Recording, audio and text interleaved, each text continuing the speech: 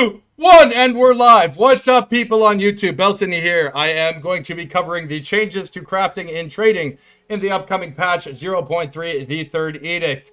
I like the feedback a lot of you guys gave me on the a bit more esoteric and long video I put out yesterday, kind of going through the patch notes with my extended thoughts. Today, I have decided to sort of parse through all of the information that pertains specifically to crafting and to trading, so I can give you a more sort of distilled kind of first take thought on these things. So the format for this will be, I'll be discussing all of the changes, and each one of these will have basically three vectors in which I speak.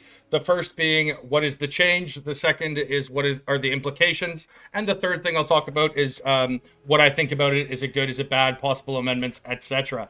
So with that being said, we will jump in. If you're new to the channel, drop a sub, drop a like, do all that YouTube crap. Appreciate it. If you want to get better at trading, if you're encouraged by the new auction house stuff, I'm your guy. So I think you'll find some value in that long term. Anyways, moving on. So, exchange number one. Exceptional bases are being added to the game. Exceptional bases have 21 to 30% quality, or they will drop with an additional base socket. Per the patch notes, items found in very high level areas can now have random quality up to 30%. Quality currency still cannot apply more than 20% quality to an item. And then items that can have a maximum of 2 sockets now have a very low chance of generating with 3 in very high tier maps. And items that have a maximum of 1 socket can now have a very low chance of generating with 2. Now, per the video reveal, because sometimes the wording on these things is different, now in endgame, you can start to find exceptional items. These are items that drop at normal rarity and are perfect for your start from scratch projects. They can come with extra quality up to 30%, and this part is important, or an additional socket to use for your crafting socketables in. And yes, they can be corrupted for another socket. You can also get exceptional unique items. And that was from Mark. So, takeaway on this is that it is one or the other. It's a binary. By the wording, specifically Mark's choice of the exaggeration of the use of the word or would indicate it is one or the other. The items will always drop normal, and because they will be called exceptional items, it should be fairly easy to get those on a loot filter. Which one is better is going to depend on the weapon base, the item base with respect to equipment. On martial weapons, quality is a multiplier to physical damage. However, it has no impact on elemental ones. So if you're playing a fizz-based martial weapon build, then you're definitely going to want to go for 30 quality. Obviously, the additional socket provides malleability across all builds. Some things that stick out in terms of use case for that will be both boots and gloves, because they have the essence that gives them 100% effect of socketed items, which means that you'll be able to get an additional socket for that now. Another thing too, I don't actually cover this on my notes here, but I just figured you guys were literate, so you could look at them yourselves. But they have changed the effect or nerfed or buffed several of the omens, soul cores, just the socketable things. You guys can go look through the patch notes to see the specifics on those. But a big one too to note is that the iron rune has been nerfed. So that's the one that gives on a fizz weapon 25% fizz currently, and on armor pieces it gives 25% energy shield, armor, and evasion. That has been nerfed. Now, obviously, the items that you're going to want to use those on in most cases are items that you're probably going to get with 30 quality now, so it's not really that big of a nerf, frankly. Because on a fizz weapon, it's going to be far better to have the 30 quality than it would be to have the additional sockets. So you could obviously still use the 30 quality one with the normal amount of sockets with that rune. That might still be an option, but I think they're just trying to level that down more to the quality of the other ones. But yeah, so anything where you're going to be focusing on base defenses, the thing that sticks out the most is definitely going to be a body armor, because of the multi-tiered levels of scaling that you can get there vis-a-vis different notables, etc. Like an ES evasion chest, for example, right? The base defenses on that are incredibly important because of notables that you have, like bestial skin that gives you 100% increased evasion, or with notables like spectral ward that give you energy shield per evasion rating, or ones like ancient aegis where you get armor, energy shield, etc. Right? Or there's another armor one down here. Where is it? Sturdy metal. Right, so that's such a high basis. There's also various ascendancies that scale off that too, and it's also the highest value. So on a slot like that, you're definitely going to want to get quality. And then the ones that are a little bit more esoteric or who have some scaling through things like that essence I mentioned, those are probably slots where you're going to want to get an additional rune. Additionally, too, sorry, with elemental weapons for Martial, they don't really get a benefit from the physical damage. This is assuming it is locally a elemental weapon. There are certain skills, a lot of elemental skills actually, that are attack based, will convert physical damage to an element. For example, Lightning Spear, where 80% of physical damage on the initial strike is converted to lightning damage, and 100% of phys is converted to lightning on the secondary projectiles. So in that case, it's actually beneficial to play physical versus lightning, as opposed to doing one where there's just straight up lightning, and this is because of the multi-tiered scaling that physical has on an intramodular level. So you have the flat physical that comes on the weapon, the flat physical from the prefix, that gets multiplied by the additive total of the percentage fizz from the fizz percent, along with the fizz percentage from the hybrid, along with the fizz percentage from the runes, right? And then that gets multiplied again by the quality on the item, which is then divided by 2 and multiplied by the attack speed on that base item, right? So there's all those level forms of scaling there, right? Whereas in an elemental weapon, it's just your flat elemental damage multiplied by your attack speed, basically, divided by 2 and multiplied by your attack speed. So on physical weapons, it's far more important to have that. They have mentioned that there's going to be different runes and omens and essences being added, of course. And so we'll have to see what some of those are. If you're unfamiliar, PoE does actually have some early releases on things that are not available on the patch notes or on the website directly. So if you take a look, here, I'll pull up on screen here. If you take a look here, it'll show you some things that are not up there. With you can see a bunch of the new, what are they called? Lineage support gems. A couple of the uniques are not on there, but I'll let you guys peruse that, and I'll put a link down in the description if you're interested.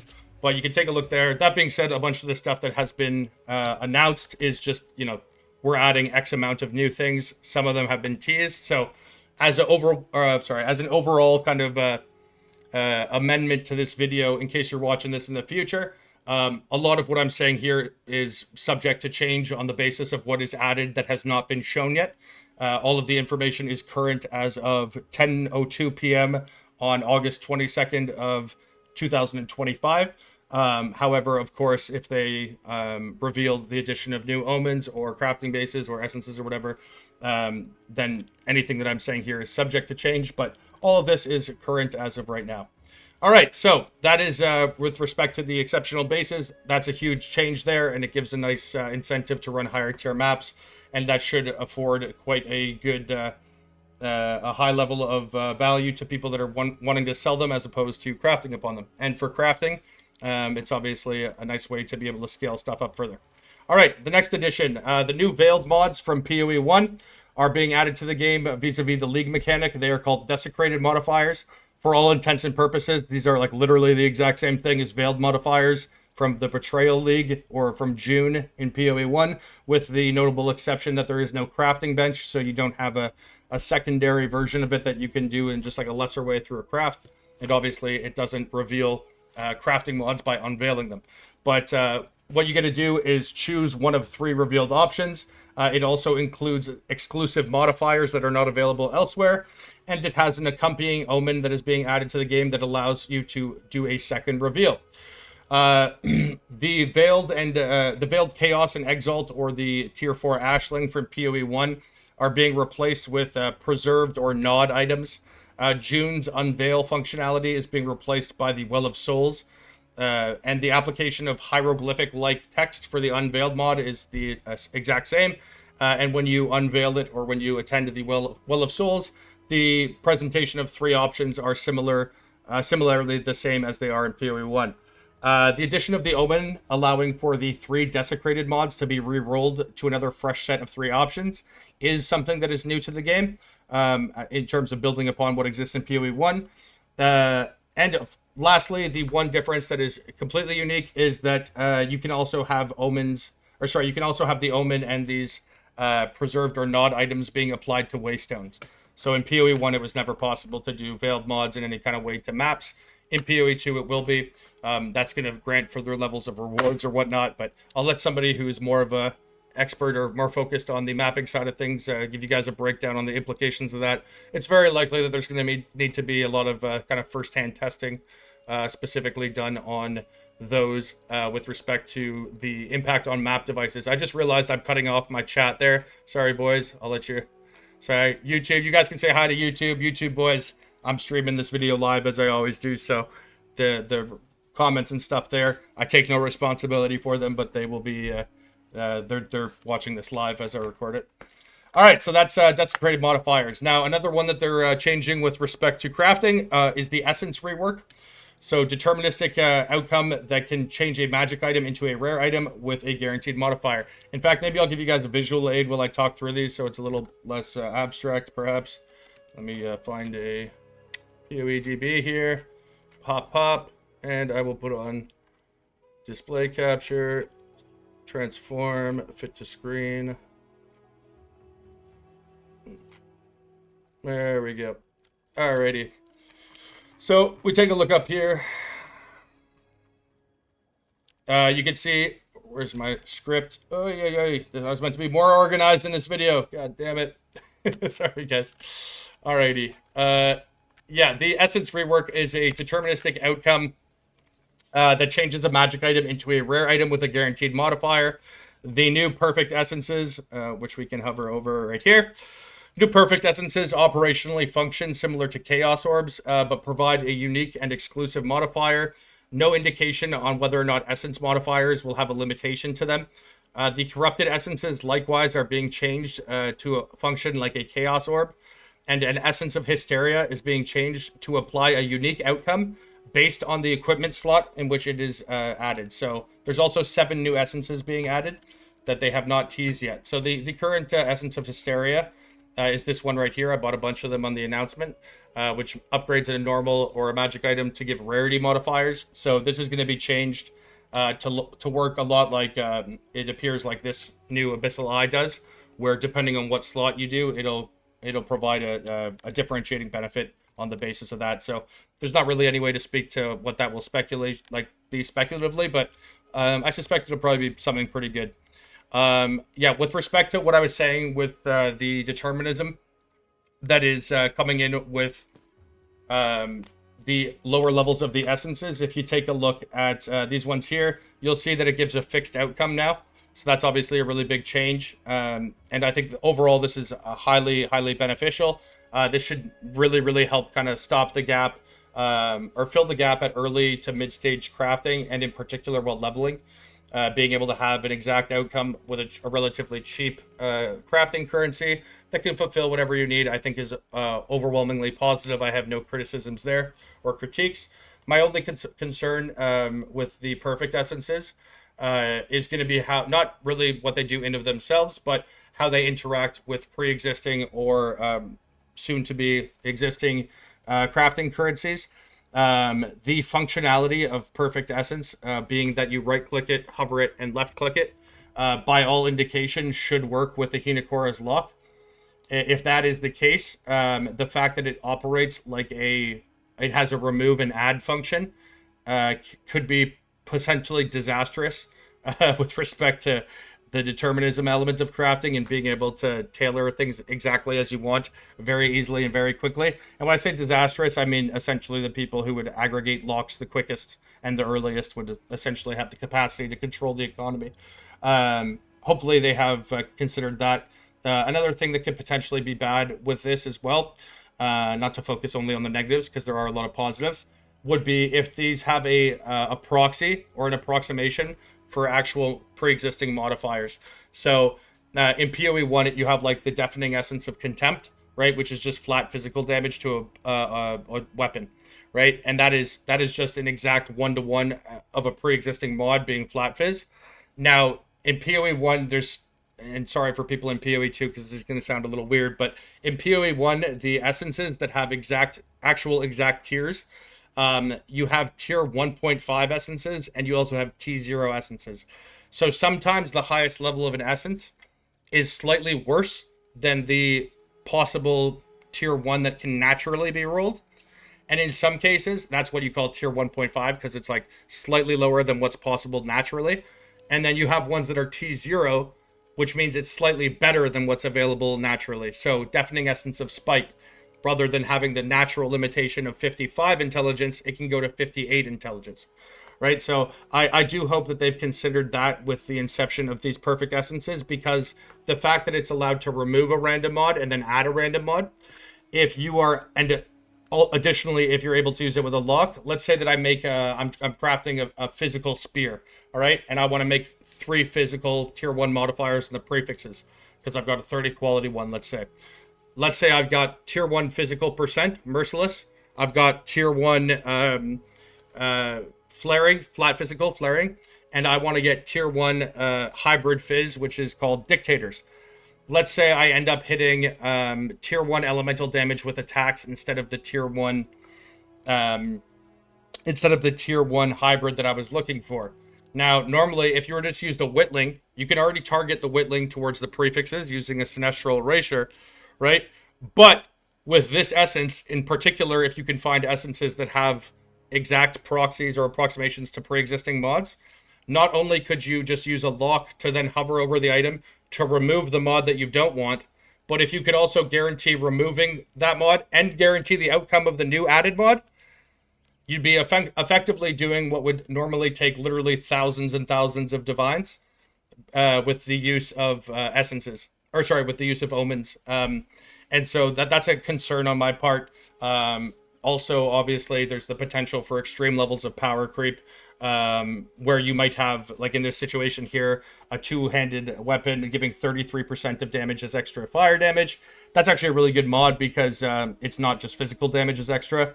So typically on single element-based martial weapons, you often have a sort of superfluous prefix pool, because you'll get, like, let's say in this case, let's say you had flat fire. You could also go for elemental damage with attacks, and it's like, what's your third prefix that's relevant there, right? So this gives you an option. Presumably this is a prefix, and it would still be kind of thematically synergistic. So again, this is one of these things where we're gonna have to see exactly how they roll it out. Obviously, just trying to factor in all the potential variables here. I do have some concerns that I just mentioned, but overwhelmingly, I think this is a good change. A lot of the criticisms or critiques or concerns I have going forward actually are going to tie into one sort of thematic similar vein. Really 2 of them, I suppose. They almost always revolve around the Chaos Orb mechanic of remove a modifier and add a modifier.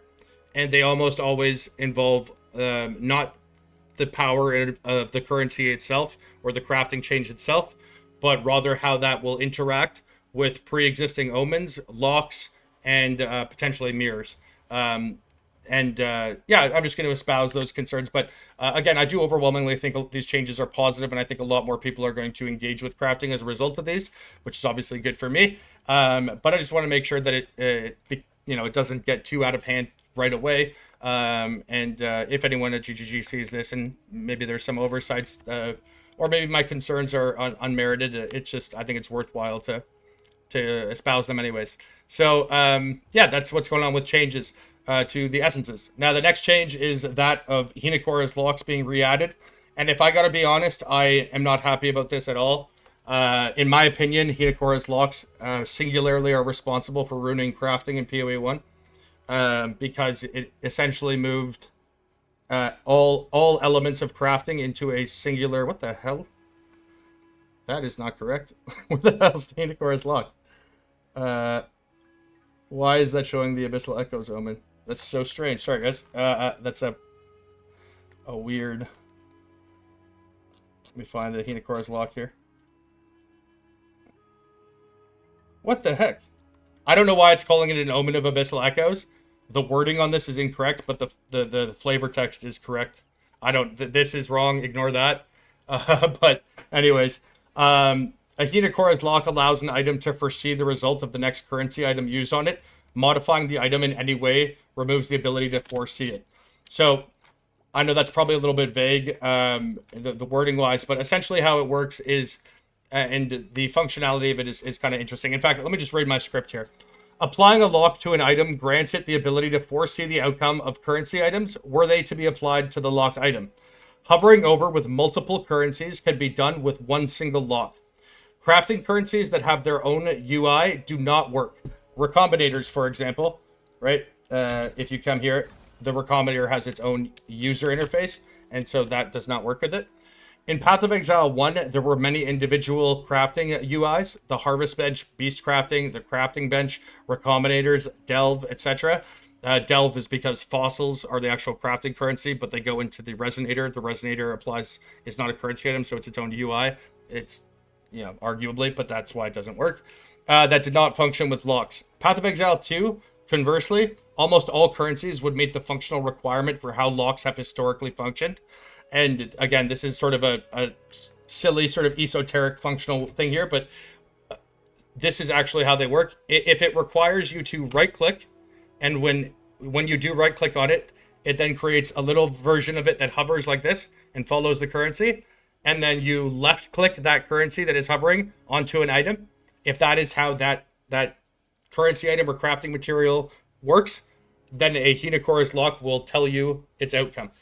Now, again, in PoE 2, in PoE 1, a lot of the different crafting mechanics had their own UIs, so it didn't really, it did not broadly apply, but in PoE 2, it would work with a transmute, an augment, it would work with an orb of chance, it would work with an annul, it would work with an alchemy, it'll work with a regal, an exalt, a chaos, a vault orb, a fracture, a divine, a mirror, a etcher, a scrap, a whetstone, a wisdom, a artificers, a jeweler's, these only work on gems. Bauble, a GC, it doesn't work on gems. And it would theoretically work for all of the essences as well as the rib things that are being added with the locks. It would not work, however, with the unveiling, with the veiled mods. It would not work with the unveiling element, but it would work with the application of the veiled modifier. Sorry, not the veiled mods. What are they called?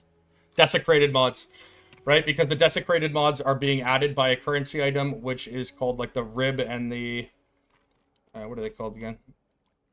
Yeah, the preserved vertebrae and the gnawed rib and jawbone. Right, so you can see this desecrates a rare weapon or quiver, desecrates an armor, desecrates a rare armor, desecrates a waystone, and you can see the flavor text below. It says right click on this item and then left click a rare item to apply it. The only time, because these all have like an exalt-like function where it's just adding the desecrated mod, the only time this would ever really be pertinent is if you had an open prefix and an open suffix, because that way it would forecast which, if it was going prefix or the suffix. In PoE 1, you could do a crafted mod to like fill your prefix and then use it and then just take the crafted mod off. There's no crafting bench in PoE 2, so that's the only time that would ever really have any relevance there, but it still technically would work with that.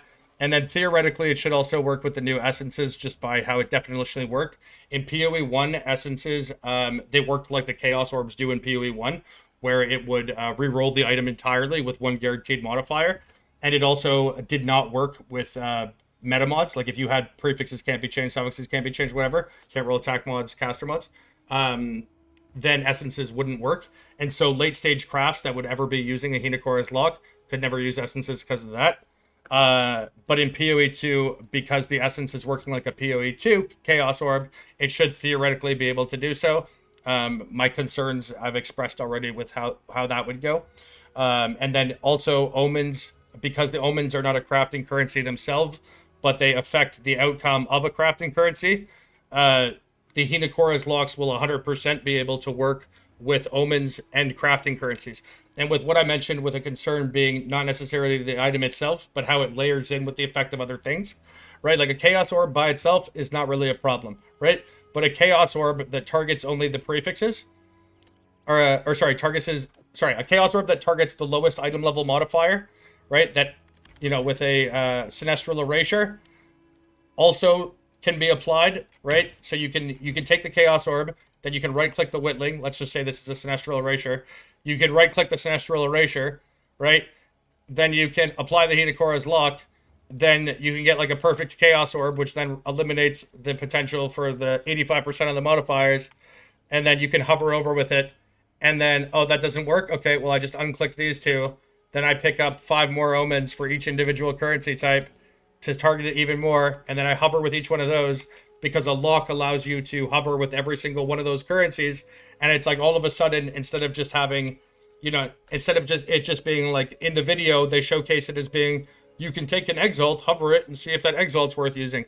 And it's like, it's not that it's misleading, but it's sort of misleading because that's just not how people are going to use them.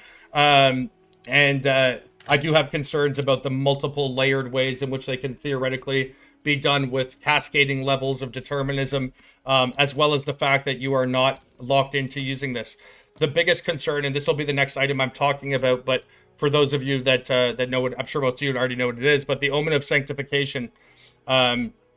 Some people commented on my previous video saying that, if you do apply a lock prior to having to use the Omen of Sanctification with the Divine, there's no way to get rid of the lock, is there? And that's incorrect, because what you would do is you would put the Hinekora's lock, right? And then the Omen of Sanctification is just an Omen, right? So let's say this is a Divine Orb, right? Let's say I've got this locked. I hover with the Divine Orb.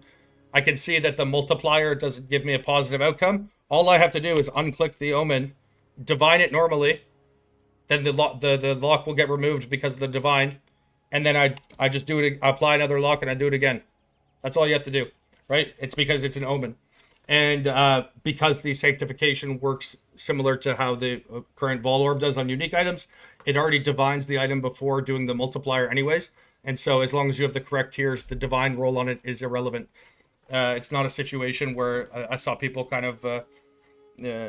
discussing whether or not it would even be possible, or would you have to change the quality, blah, blah, blah.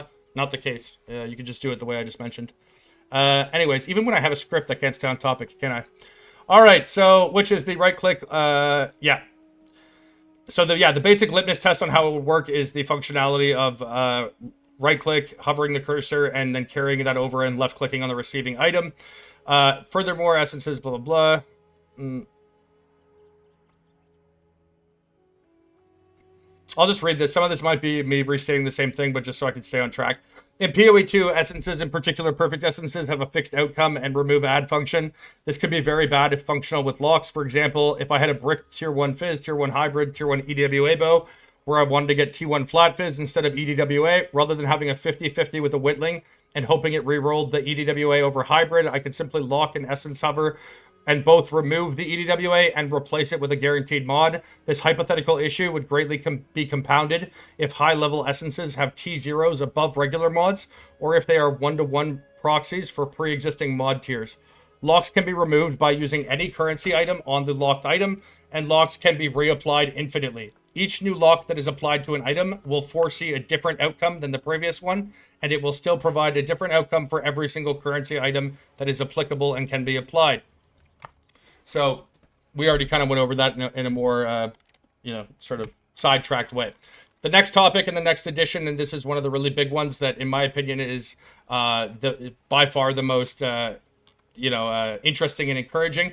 In fact, if any of you have watched my stream over, the past several months, this was actually an idea. I referred to it as a corrupted mirror, but this was actually an idea I talked about several times with how you could fix mirror crafting. So if this is actually... depending on how this is rolled out, this could solve a lot of issues or exacerbate a lot of pre-existing issues. And if you want my take on that in a more, elaborate way, you can watch the video I posted last night. Anyways, Omen of Sanctification. While this item is active in your inventory, your next Divine Orb used on a rare item will sanctify it. Now, an Omen this is obviously an Omen for Divine Orbs. It provides a 0.8 to 1.2 multiplier to modifiers, presumably within the boundaries of their tier, after randomizing the range values. The exact wording on it, my face is in the way, sorry. You can see here, and this is just taken directly from the video. Sanctifying an item will randomize the numeric values of its modifiers, then multiply the values of those modifiers by a random value range from 80% to 120%. The resulting item will now be sanctified. Most methods of item crafting and modification cannot be used on sanctified items. So that is the flavor text of what being sanctified actually specifically does. Similar function, if you're familiar with how Vol Orbs work on unique items currently with respect to their integer values, the only difference being that with Vol Orbs, it goes from 78% to 122%, or times 0.78 to times 1.22. And the use of the Omen makes it sanctified. This is an item status similar to that of mirrored or corrupted. So if you corrupt an item, where do I have a corrupted item? Here, right? You see the status symbol down here. Or if you have a mirrored item, it'll say mirrored. So sanctified is being added as a new status line. That was highlighted in the reveal. Now, one of the mistakes I did make in my video last night that I want to amend is I was having discussions with my chat about how a corrupted mod is different than a sanctified mod, because if you go to a Vol Orb, the wording on this says that corrupted items cannot be modified again. However, if you look at the corrupted status and click this, it has the exact same wording. Most methods of an item crafting and modification cannot be used on corrupted items. There is no penalty for using corrupted items. Now, obviously, most methods of item crafting and modification is a dramatically different sentence than corrupted items cannot be modified, right? So it's odd that those are there. So I was kind of trying to ponder to what that meant, what the implications were.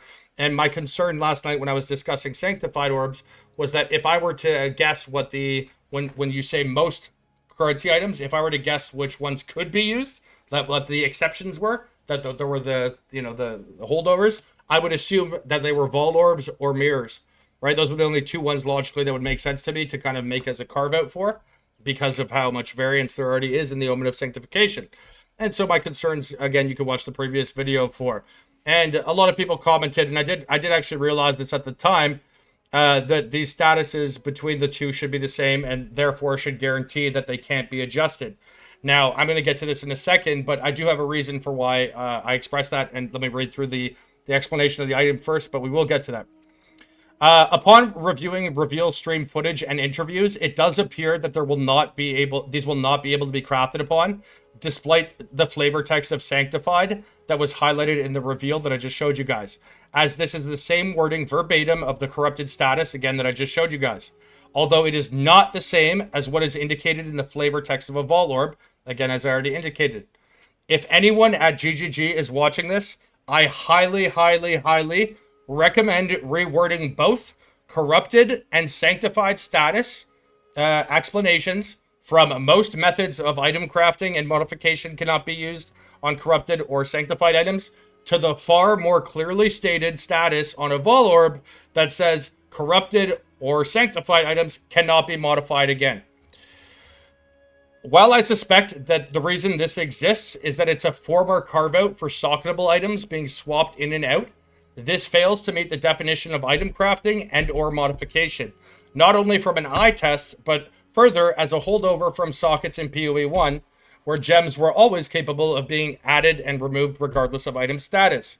Moreover, socketables have their own affinity tab, do not permanently modify an item, do not benefit from sanctified orbs, presumably, as they do not risk being rolled away from Vol Orbs, and at no stage do they have any permanence. Now, to explain why I'm not necessarily faulting GGG for this, is that when early access was initially released, this was not the case. Socketed items became a permanent part of an item. They could not be removed, right? So if you added a socketable to a craft, it became a part of the craft, which is why I believe the wording on these is different. I believe that this is simply an oversight that has been left in the game because the change to those being removable was done mid-league. And up until this point, they've been of little consequence. But if that is not changed and it's not made more clear, this will cause issues for both the Vol Orb side of things and the Omen of Sanctification. It's incredibly vague. If it cannot be crafted upon, then just say it cannot be crafted upon. By saying most methods of item crafting and modification, well, who are you? You're not even helping anyone with that. It's like asking somebody for a yes and no answer and they say maybe. Figure it out! Anyways, so the reason why I again made the amendment to my comment with respect to why I wasn't sure if they did not work is because some people that played the beta of this upcoming patch, and I'm going to quote them here. I tested sanctified items in beta. You can corrupt a sanctified item, but once corrupted, it loses the sanctified tag. It's a lore thing. I don't know about mirrors though. If that works, it will be completely broken and is bad for the economy. And that is somebody who beta tested this. Now, per the video release, because after my video last night, I went back and I watched the video release very closely with the transcript, and I watched the interview with Darth whatever the guy's name is. Very good interview, by the way. Great questions asked. But here's by the video, and this is from 58 minutes and 9 seconds to 58 minutes and 30 seconds. Or the Omen of Sanctification, which is my new favorite, which will cause your next Divine Orb used on a rare item to reroll the values of its modifiers, allowing it to exceed the normal minimum and maximum values, raising the ceiling on the new most powerful items in the game. This Omen will also cause your item to become sanctified. Sanctified items cannot be crafted, just like corrupted items, so consider carefully when you use this. So, the problem I have here, because obviously Mark is the one that we would presumably take first and foremost with respect to the functionality.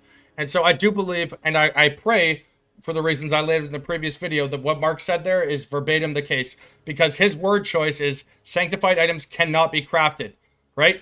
Now, Vol Orbs say, corrupted items cannot be modified. So those are, again, two identical statements. However, the corrupted status and the sanctified status are both methods of item crafting and modification. Furthermore, the people who beta tested this have said that you were able to use Vault Orbs on sanctified items.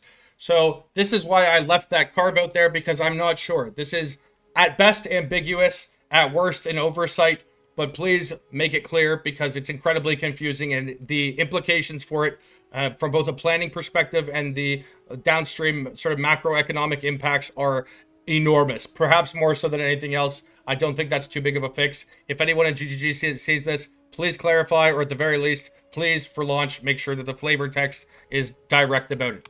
Moving on. The next addition is the tiered currency items. Tiered currency items. Let's pull these up here. These are tiered currency items. They function as the normal version of their respective currencies. However, they have a minimum item level modifier guaranteed. There is no indication as to whether or not they will work with pre-existing omens. For example, Omen of Whittling states that it... Oh, here, I'll read what it says verbatim. Omen of Whittling says, while this item is active in your inventory, your next Chaos Orb will remove the lowest level modifier, right? Now, technically, none of these are Chaos Orbs, right? You have Greater Chaos Orb and Perfect Chaos Orb. Like, by definition, those are different currency items, despite having, like, an elaborated effect. It is not, like, the word greater makes it not just a Chaos Orb. Now, I think, overwhelmingly, no problems at all. There are certainly problems if it allows them to work, and I'll elaborate on this in a second. But again, they haven't clarified whether or not these constitute, like, is a Greater Chaos Orb a Chaos Orb for the purposes of omens, and similarly down the line, or does the fact that the actual name of the currency itself preclude it from that? These things are incredibly important. Anyways, for the actual functional difference of these, though, again, they give minimum item levels. For both transmutes and augments, since they only make a normal item magic, or a magic item adding additional modifier. The minimum with a greater one, a greater augment or transmute, the minimum item level with the mod will be 55. And for a perfect one, the minimum item level will be 70. So per their discussion with Darth, that means that they're anticipating basically a guaranteed of addition for somewhere between a tier 3 to tier 1 modifier with the use of both of those. And then with Exalts, Regals, and Chaos Orbs, all three of those, they have the Greater and the Perfect. The Greater will give a minimum item level 35, and the Perfect will give it a minimum item level of 50. So my thoughts on this are that it's a very good addition to mid-range crafting, and a very sorely needed crafting amendment. The logic behind transmutes and augments with respect to item levels is sound, and it's unlikely to cause any major waves outside of their intended purpose. Exalts are largely the same, as they are single use in late stage crafting anyways. Chaos Orbs I am concerned about if they are able to be used with pre-existing omens, as these can be done infinitely, and the vast majority of modifiers are pre-item level 50. For example, on a spike spear that is item level 82, that already has fizz percentage and hybrid fizz, thus just needing flaring, T1 flat fizz, to complete the 3 T1 prefixes. There is a total available prefix pool remaining of 35,580. Flaring having a weighting of 100 would mean that this would need 356 Whittling Orbs, or a combination of Whittling and Sinestral Orbs, Omens rather, not Orbs, to hit on average. If perfect Chaos Orbs can be functionally swapped with regular Chaos Orbs for the purposes of Omen use, this would make the total prefix pool go to 7,600. That would make it a 1 in 76 whittle instead of a 1 in 356 whittle. This would save you 280 witlings and on average approximately 20 to 30 sinestral erasures. That would save you 1,550 divine orbs on average if the expected cost to roll in the expected cost to roll flaring. This is based on the current market prices of 5 divines each for both the Witling and the Sinestral Erasure, or an average of 20.4 divines per perfect chaos. In the interview Mark and John did with Darth, they alluded to the fact that the drop rate will be slightly lower than that of a divine orb. John, in my opinion, by the way, overly fixates on perfect exalts, which is far less relevant than a perfect chaos for actual endgame crafting. Even if we were to assume that they were twice as rare, which I feel like would fall outside the bounds of slightly lower, so I feel like this is being generous, then the fair market value would assume a price of 1 to 2 divines apiece, thus presenting a net savings of 18.4 to 19.4 divines per perfect chaos, or a 1,474 divine savings to achieve 3 tier 1 on average. When this is compounded over all modifiers on an item, the total savings are massive, in some cases potentially game-breaking, in particular due to the inclusion of Hinekora's locks that prevent you from ever losing any progress on an item. The saving grace to this would be the non-compatibility with pre-existing omens due to the same currency item not being the same currency item as I already went over technically. And as a poison pill or parachute, if sanctified orbs cannot further be augmented in any way. Because if that is the case, somebody that is going for a perfect item anyways is not going to potentially be able to mirror it. Again, watch my previous video for all the downstream consequences that causes macroeconomically. But with respect to, best in slots, it's not that big of a deal if it's going to eventually be made, not soulbound, but effectively single use. Okay, the next changes or additions. Omen of the Ancients. This is a fairly small one, not a huge thing here. But this is essentially a combination of an Ancient Orb and an Omen of Fortune from PoE 1. The most interesting use case here will be dependent on whether or not the unique selections are drop tier weighted or simply randomized across the item base. The use of this is locked to item class and not to the base type. For example, an Orb of Chance with this Omen used on a heavy belt will guarantee that white item turns into a unique belt. It will not guarantee that it turns into a unique heavy belt. These will also not work on loot table drops, only world drops. So things that are anything that drops from a boss or what do you call them again? The ritual what are these called? I forget the name of them. I have it equipped on another character.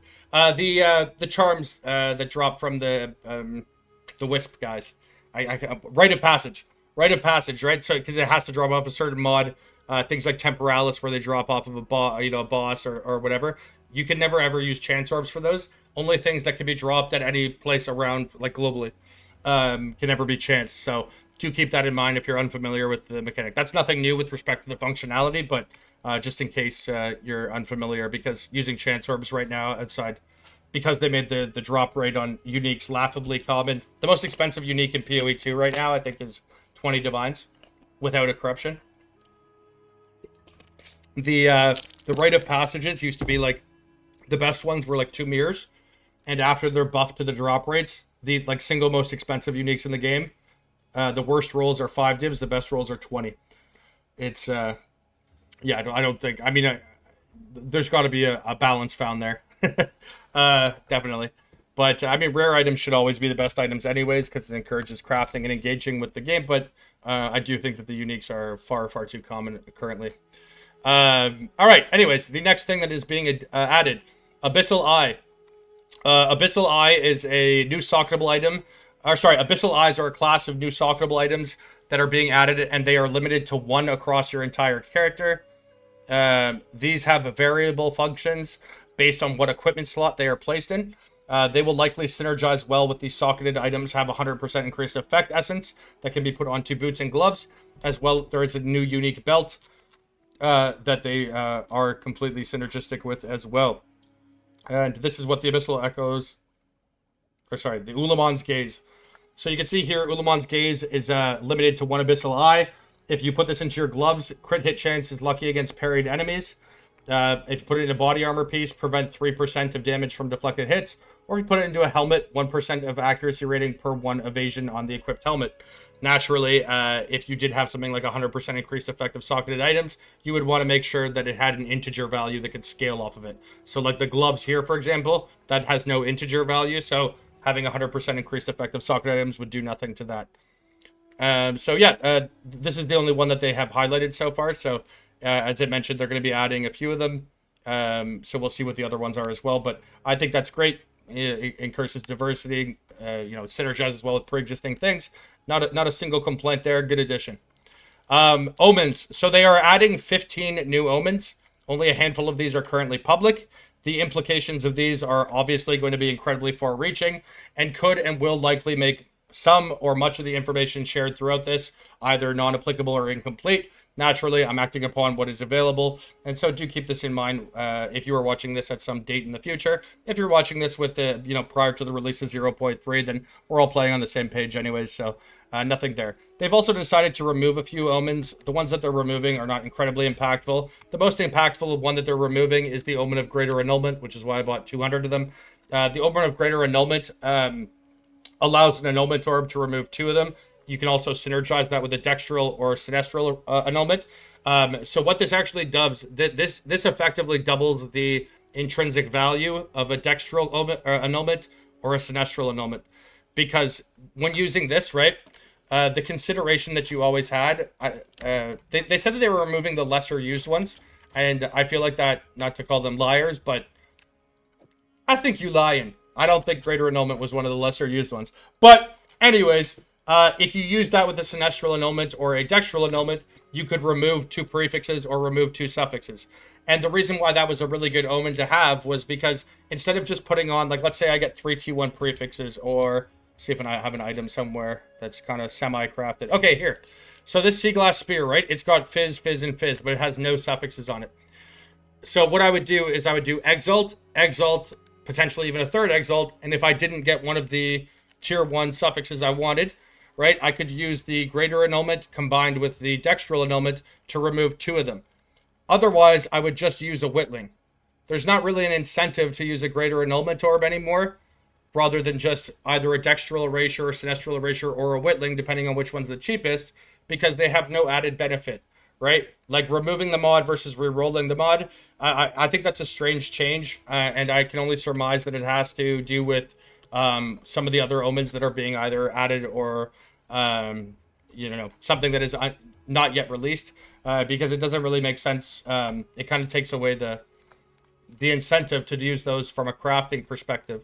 The only situation whereby you would ever use a dextral or sinestral annulment aside from that is when you hit a bricked third modifier. Because otherwise you would just use one where it rolls it away without having to risk the pre-existing modifier that's good. So yeah, strange change, but again, I'm sure that they have a reason for it. The other ones that they removed, I could read it from the thing here, but it's like, I think it's the Sinestral Coronation, so it has to do with like Regal Orbs, Alchemy Orbs, stuff like that. They're ones that are largely not gonna, like, they can impact map crafting a little bit, but with respect to actual item crafting or late game crafting, it's the removal of those will not impact anyone or anything really. All right, so miscellaneous crafting changes. There's a few things in here that I'm just going to pump down through that are not like terribly impactful, but just in case you haven't read through the patch notes fully, I'll just kind of bang them out. Orbs of Chance are now more likely to succeed on amulets, rings, belts, and charms. The omens that have been removed are the Greater Annulment, the Dextral Alchemy, the Sinestral Alchemy, Dextral Coronation, and Sinestral Coronation. So Sinestral always means prefix, Dextral means suffix, Coronation is regals, and alchemies are obviously alchemies.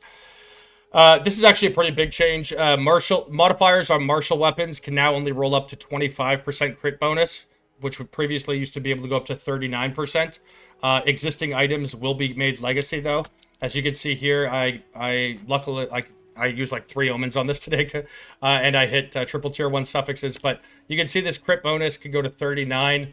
And so if you have any of these prior to, I suggest holding on to them long term because they'll have a good deal of value in standard, maybe not immediately, but sometime down the road, because crit bonus is a multiplier to your base crit multi, and or sorry, increased crit bonus. So like for example, let's say you have 300% increased crit bonus, right? If you had 39 on there, you would go 139 times. Sorry, it would be 139 times 4, which is 556, right?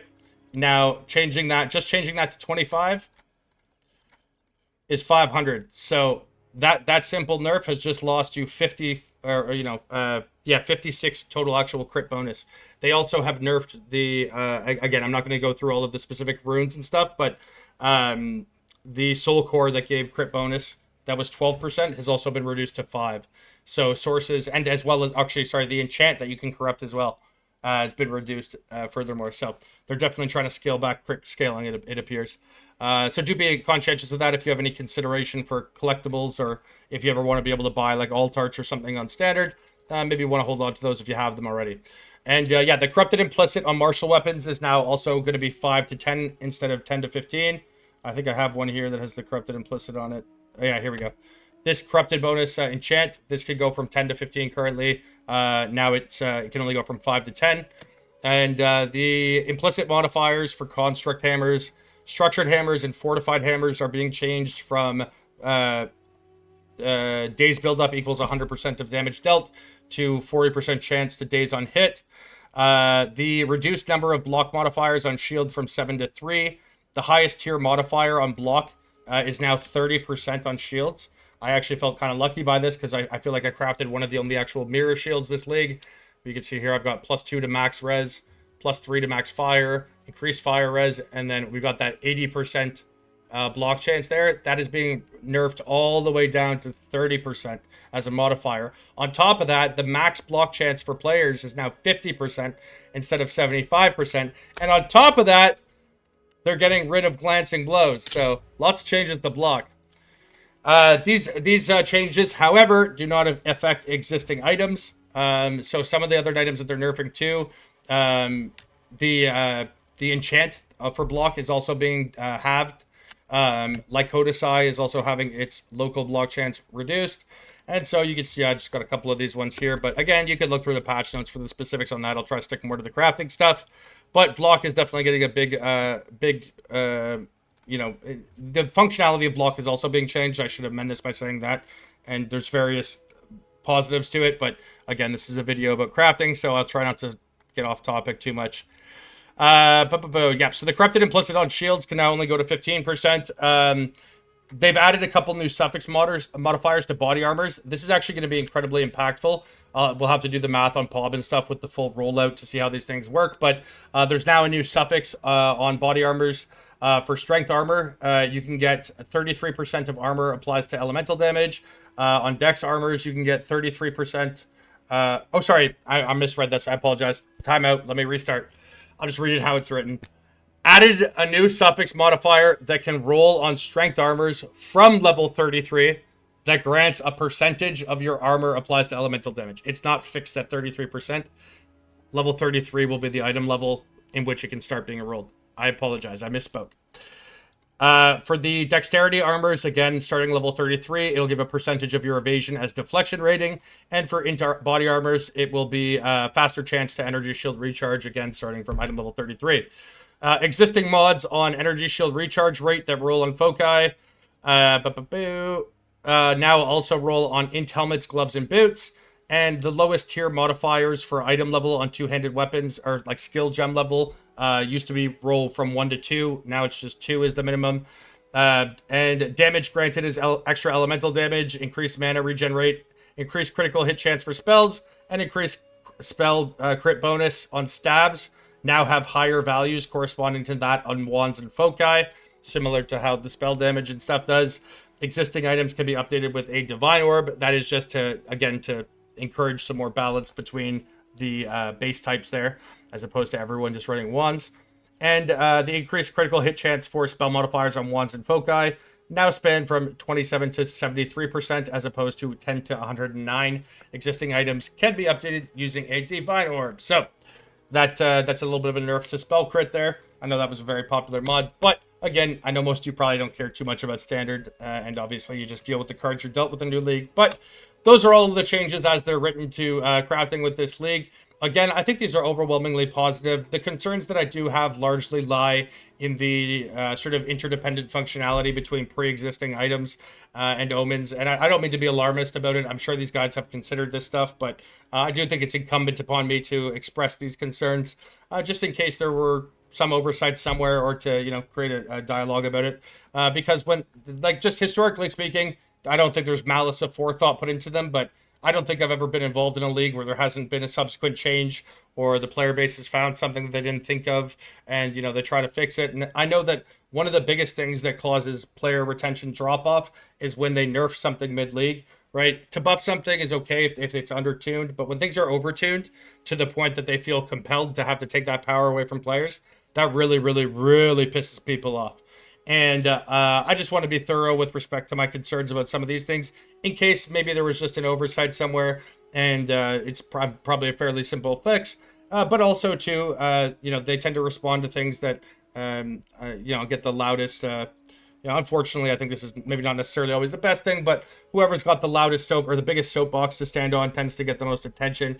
And, you know, I know I'm not moving mountains really with what I say, but perhaps if other people are more vocal about some of the, or share some of the concerns I have, you know, perhaps that gets the attention of people that could effectively change it. So, yeah, I do think overall, though, a lot of this is really great. The changes to mid-range crafting. If you watch I made a video probably 6-7 months ago called a 0.01% player's plea for the everyman, how to fix crafting.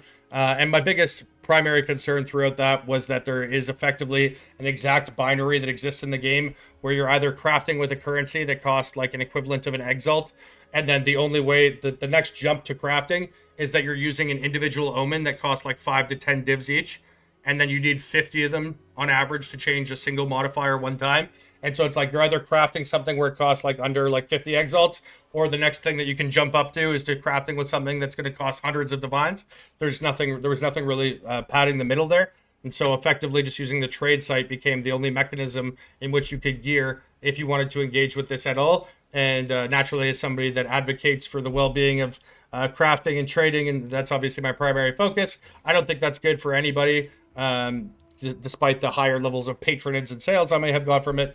From a content perspective too, it's particularly frustrating when obviously you're you know, the thing that you're passionate about falls upon deaf ears, or ears of people that think it's just a pointless pursuit. So all of those changes are fantastic. Again, the only concerns really lie primarily with the ones that have some sort of functionality similar to a Chaos Orb or some codependency, as well as Hinekora's locks. Again, I don't want to be overly critical because we don't know everything that's come out yet, but it is also, Hinekora's locks are also tied to the Abyss league mechanic. So a very, very, very, very, very, very poison pill scenario. Even if Hinekora's locks do potentially fuck things up in the worst case scenario that, you know, the absolute doomsday thing happens, they will at least have the capacity to remove it because it's not being added to the core game. And that does very frequently happen, things that are tied to a league. If they do add that league mechanic to the core game, they almost always remove different elements of it, or, you know, reduce or adjust their power to fit more into the long-term vision of it.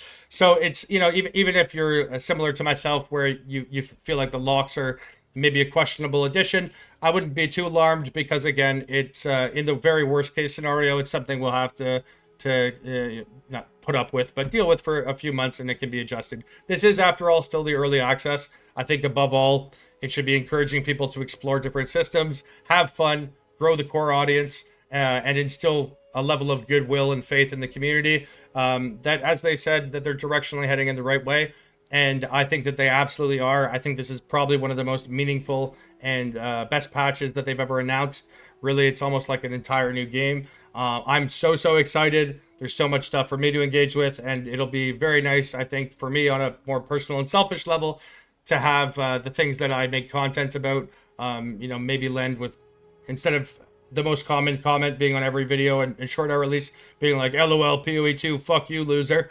It might be people being like, hey, I want this maybe could help me a little bit. So, yeah, obviously that's, you know, for my sort of mental, moral, financial, and all types of well-being is something I'm looking forward to. But I do think that there's, some things that are not causes for concern, but at the very least causes for discussion. Again, I'm sure a lot of these things have occurred to them, and that when they're rolled out, many of these concerns I've expressed will wash away, or the addition of the items that we don't know about yet with respect to omens, essences, etc., will have some sort of interdependent functionality that adjusts, what their face value is without the consideration of those being involved. So overall, I think this is great. I would really love to know what your guys' thoughts are. Do you agree with me? Do you disagree? What things are you excited for or not excited for? If you were somebody who played the beta test too, the biggest question mark for me is the Omen of Sanctification. And again, the second biggest question mark is definitely Hinekora's lock functionality across things like essences. And the third biggest question mark for sure is, will the greater, what are they called again? Elevated crafting. Sorry, what's the actual name they have for them? Tiered currency items, whether or not those work with pre-existing omens. So those are the big three question marks for myself. When it comes to trade, because I suppose trading is also something I should speak to. I pretty much covered it all in the previous video. Although after watching the release video again, paying attention verbatim to what they were saying, and watching the Darth interview, I just, not to be alarmist, but Jonathan, gold is meaningless. Gold will not stop botting. If you can vendor maps for gold, it's meaningless. Whoop, whoop, whoop, whoop. All right. Not to be, again, I feel like that was like the real life version of most people's YouTube video titles. But yes, on a serious note, and I'll illustrate this to you right now. This is, again, if somebody at GGG watches this. Okay. Last league, I crafted 20 mirror items, and I made over 250 mirrors. I entered a map about 3 times. Okay? I probably spent $500 million gold, and I never, ever, ever, ever, ever left my hideout. And it's because you can take single-use items that can be bulk purchased that sell for like 15,000 gold a piece, and you can just make a single bulk buy of these, right? Which takes like 2 or 3 minutes. People that want to be able to bot the automate the new offline trading system. How many is this? Okay, this is 10, 20, 30. This is 35 maps. Okay, I've got 350,000 gold.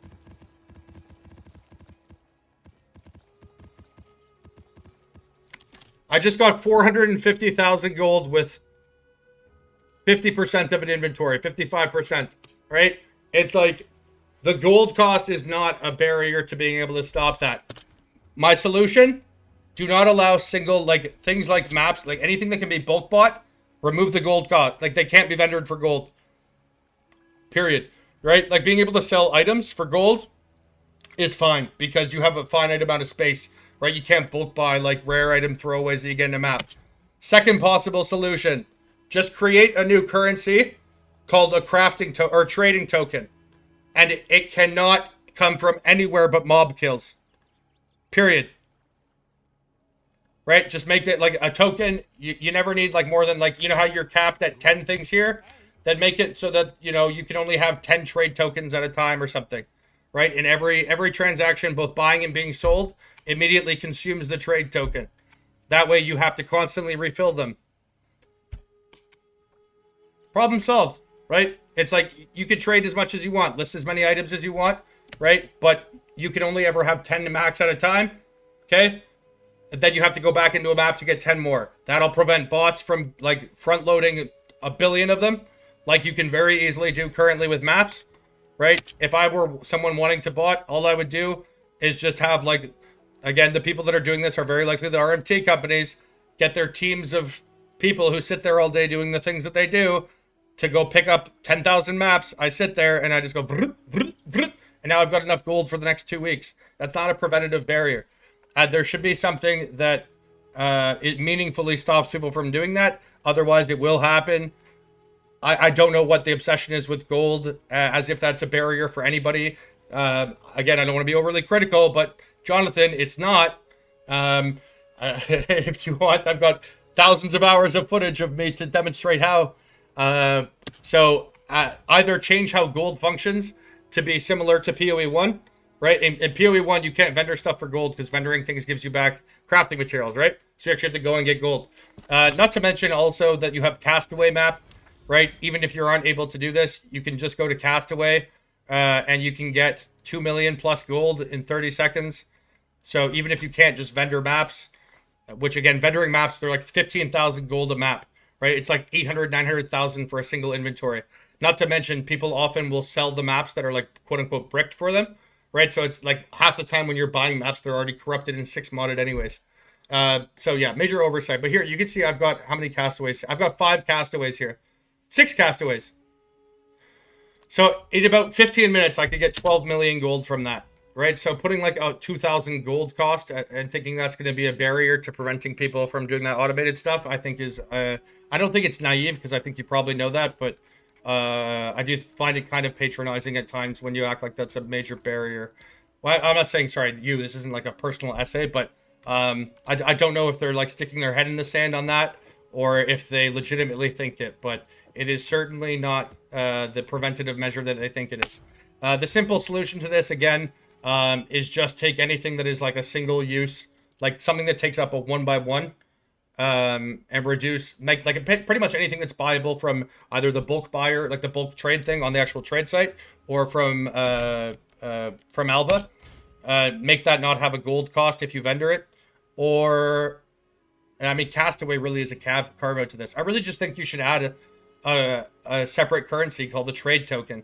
And again, you could spend them infinitely, buy as many items as you want, whatever, have as many items lists you want at a time, but just put a hard cap at how many you can own at any individual time, right? And just make everything cost 1 trade token, right? And it's consumed when you use it, because then you can only ever list 10 things at a time, only ever buy 10 things at a time before you have to go into a map and do it again, right? And that way, botting could never ever happen in that environment, period. At least not in a fast enough rate that it would ever be a problem. So I don't know. Maybe I'm not a game designer, but I feel like I was like screaming at my phone when I was watching this, when it's like, oh, the gold cost is gonna stop this. I was like, no, it won't. Last league, I had more divines last league than I had slash kills, and it's not because I was forced to running maps. So not to end on a negative note, I mean this more comically because I'm pretty sure anyone watching this video who's ever thought about this point probably is similar, because like it's just not it just doesn't work that way. It's so easy to get gold in the game without having to do anything engaging in the game itself, like killing mobs or whatever. And even if you do, Castaway makes it almost superfluous. So more of a funny note to me. It's not, I don't mean to be like sound angry or whatever, but yeah, this was meant to be a really short video so I could appeal to more casual players, and here we are at 1 hour and 7 minutes. I think I'm going to talk for the next minute and 12 seconds so it can be 69 minutes long. So anyways, how's your guys' league going? Oh, not league, I guess the league's dead. How much time do we have? Under a week? Damn. That's going to be fun. 58 seconds, 59. Closing thoughts here. Yeah, crafting definitely being improved. We've got the Omen editions, I think are great, depending on what they are, of course. Hopefully they've considered holistically the sort of chain link or synergistic impact that they have across the board. I do think that the changes to crit bonus were probably necessary. Block was a mechanic I was less sort of engaged with, although I did find it funny that you could basically take any shield, take glancing blows, and then you could just take offensive stance and lay siege, which were both global increased damage sources, and then get like, just by taking like the 3 points with glancing blows, you would end up having 150% increased damage through 2 notables that you could just anoint, put on your chest with the essence, or get a megalomaniac for. I thought that was a little OP myself, so not a bad change. Looks like we're looking at 12 seconds here. Let me know what your guys' thoughts are. I am a child in a man's body, I understand, and we're coming close to 3, 2, 1. Belton signing off. Happy 69.